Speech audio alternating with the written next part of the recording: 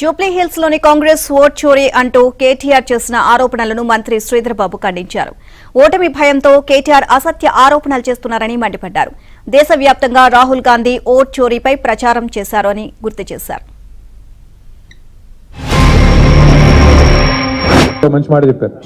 బీహార్లోనేమో జరిగింది ఓట్ చోరీ, అంటే ఉన్న వాళ్ళ ఓట్లను రాహుల్ గాంధీ గారు మొత్తుకుంటా ఉంటారు, ఓట్ చోరీ అని.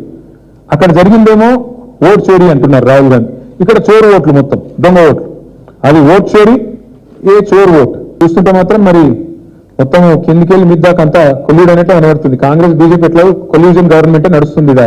మరి రేవంత్ రెడ్డి ఏమైనా చెప్పిండేమో పైకి, ఏం మాట్లాడద్దు ఈ విషయాన్ని, ఎందుకంటే మా దొంగ ఓట్లతో గెలవాలనుకుంటున్నాం అన్నాడేమో. మరి అయినా గెలివారు, అది కూడా చెప్తున్నాడు.